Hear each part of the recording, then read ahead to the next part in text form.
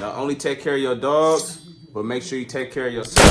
YouTube, what's the deal? What's the deal? Welcome back to my channel. I'm LB the Breeder, man. Hey, so we always spend all this time taking care of our dogs, man, and we gotta learn how to take care of ourselves. I feel like I low-key been letting my health be slipping. I'm talking about as far as like being physically fit, how I'm used to being and stuff like that, because I'm putting a lot of time taking care of my dogs and making sure a lot of stuff is going on that needs to be done for these dogs, and also making sure the bills is paid and making sure that I'm able to have the money to take care of my dogs. So I'm hustling and bustling and doing what I need to do to make sure that my camp is running good and I'll be able to take care of everybody.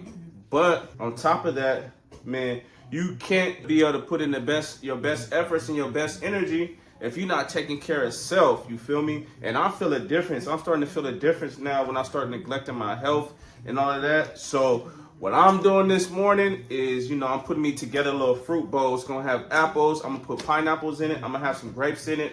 I'm gonna start switching it up. I really don't mess with the little cantaloupes and stuff like that.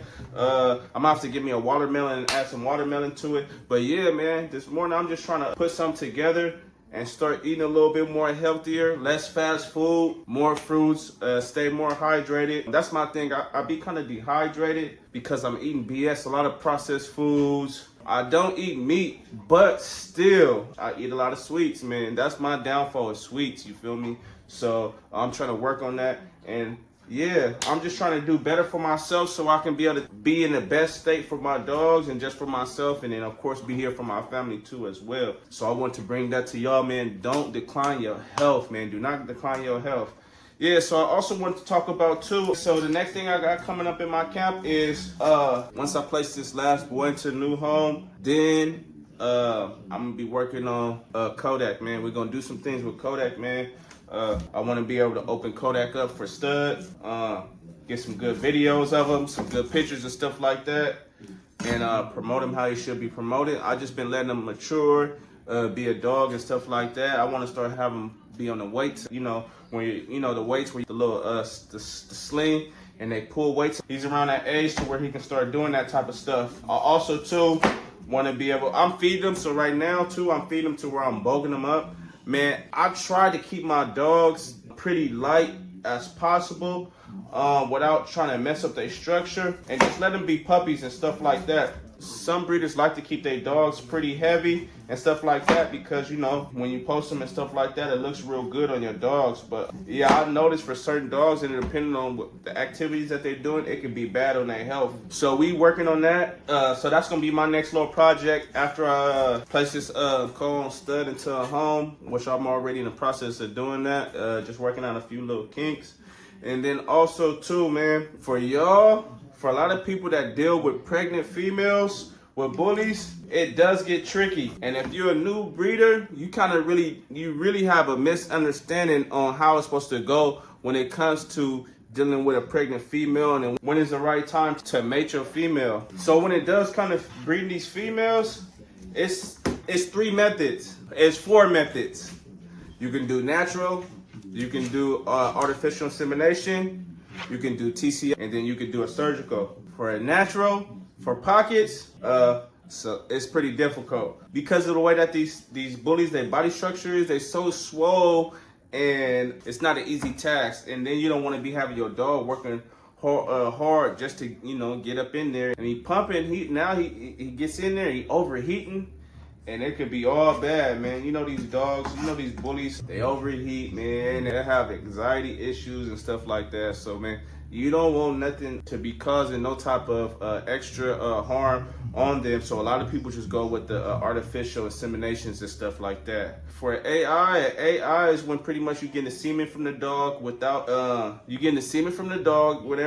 people do it. Some people, they have to let the dog ejaculate, and they put it in a bag, or they put it into a cup, and then they put it into the AI kit, and then they go ahead and put it into the female when it's the right time. And usually a lot of times when they doing AIs like that, that means the female is right there. So it's kind of like a quick boom, boom, bam.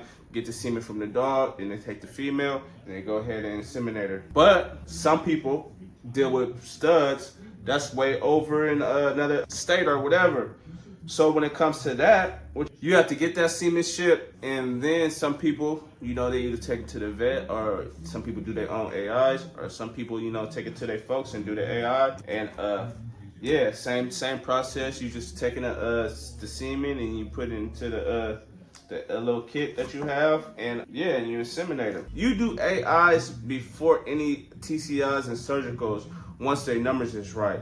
Once they hit that ovulation, that's the tricky part. And that's why you do PG testing, because a lot of people is going off for days, 9, 10 days. I was talking to somebody on Facebook, or no, somebody had posted on Facebook like, oh, when should I start doing PG testing? If I should wait till 9, 10 days after when first out of blood. And I'm telling you now, if you got a new female and you never went through the heat cycle, you better get your PG testing early, because some females can be in and out just like that, for real. Or some of their heat could have been silent and then they start bleeding, and you never know. You going off the first sight of blood, but really she been in heat. And then when you go ahead and PG test her at a certain amount of time, now she been going, or her levels is already at 30, and now you trying to get semenship, and it's not gonna go good for you. So you gotta be on point. But what sucks is, when you don't have a PG test, or you don't have nobody local that you can deal with that's pretty reasonable price, man, you gonna be getting booked. So you better have that money, because in PG tests, the vet that I go to, PG tests, when I'm just doing a PG test and then I'm getting results back later on in the day, that is gonna run me about $70. You feel me? But if I need a stat PG, pretty much I'm getting that within a few hours. It's gonna run me 100. So just imagine if you doing the PG test 4, 5, 6, 7 days. You know, that adds up on top of the breeding, man. And I keep telling people, breeding ain't cheap. That's why you got to be out here hustling and all that, and making sure that you put your money into the right places. Because when it's time to breed, you got to have your bread, man, or you're gonna have, you know, the mishaps of you trying to save some money, and then you have a breeding coming up. Man, it could be just, you know, that one day you don't have the money, or you don't feel like paying that money to get your PG test. Could be the days that you need. Could have been that day she go on ovulation or whatever was most important, man, and you go and you end up missing the breeding. Trust me, you wants to be on point with that. Also too, TCIs. I've done TCIs. I haven't done AIs. I've done TCIs, and I've done 4 breedings, right? 2 pregnant, 2 not pregnant. $1,000, $1,000 every time. I gotta go through the process, at least $1,000. I ain't talking about paying for a stud fee or nothing like that. I'm talking about shipping the semen. I'm talking about the PG testing. I'm talking about the procedure for the TCI. But I like the TCI because the vet is able to go in there and look at the cervix and see everything is pretty good. If the dog is pulling, pulling is pretty much where the blood has just been sitting in there and it hasn't really been draining out like it should be. And that can cause an infection and stuff like that, or it can mess up your breeding. So make sure that you pay attention to that too as well. All of that stuff is important. But for the TCIs, you go a little bit later in the heat cycle. So say your female, she ovulates. Ovulation, they say ovulation is at 5. So once they start jumping, once they jump though, you have to know when your female numbers jump. So they can go from whatever, it can be a 1, and in 2 days they're 3. And then the next day, that could be a 5 or 6 or 7. So when they hit those numbers, and then that next day, it can be like a 14, 15. It could be a 10. It's that climb. Once you see a significant climb, that's when you know your female is ovulating, right? Some dogs' ovulation is faster than others when it does hit. So you gotta be mindful. Every dog is different, man. I'm telling you, it's low-key tricky, because if it's slow, if you have a female that ovulates pretty slow, man, I don't know. It'll be good. Man, I just heard people with females coming to heat 30 days, and then they slow climbing for 30 days. 1, 1.5, 1.8, 1.2, going back. You feel me? And then they finally hit a 5, and then they go back to the 3. It's like, man, that gotta be difficult. You just gotta be on point with everything. Hey, man, she done almost knocked down the whole little, my whole little setup, trying to play with her brother. But yeah, so when it comes to the TCIs, come on, go. So when it comes to the TCIs, man, you gotta just make sure that, boom, they'll hit ovulation, which will be around a 5. So once they hit that 5 and then they hit that jump, you're gonna want that semen that next day to go ahead and put into a female, because within that day or two, they're gonna end up being in them 20s and stuff like that, which is gonna be a perfect time for the TCI. And it's not really based off when it comes to the heat cycle, the numbers is just an indication to let you know when they're ovulating. When it comes to like 20, 50, 30, 40, 15, it's only for ovulation purposes. And that's what throw off a lot of new breeders too. You going directly off the numbers. You're not really paying attention to the ovulation, and you waiting for your female to hit 25. But if she's already ovulated, sometimes those numbers can be distorted. So you gotta pay attention to that. That's what I've learned, and that's what I've been taught. So you gotta be mindful of that. So, like I was saying, when it comes to the TCI, once they come into ovulation, it takes about 24 to 48 hours. So the eggs drop, but it takes about 24 to 48 hours for the eggs to be able to be fertilized. So once that happens, you want to be able to wait a day or two to be able to go ahead and put that semen in once they hit ovulation. But when it comes to the AI, you want to be on point for that, because it takes time to travel. It takes about 24 hours or whatever the time that it takes to be able to reach up there to the cervix to be able to fertilize the eggs. But when you're doing the TCI, you just putting the eggs right there in the cervix. So it's almost like you're meeting the eggs there, you know? Once the eggs is there, you're going ahead and fertilizing it if they do it the right way. Or the semen will be sit up there and it'll wait until the eggs are ready to be fertilized. Or if you are a little bit early and the eggs do drop and it takes that time, that's pretty much how the process is. The eggs drop, you have to wait a certain time for them to be able to be fertilized, and then the semen comes, and then the semen goes ahead and fertilizes the eggs. And that's pretty much how the process goes. So when it comes to the TCI, you want to be able to meet the eggs there. When it comes to the surgical is pretty much kind of like the same process.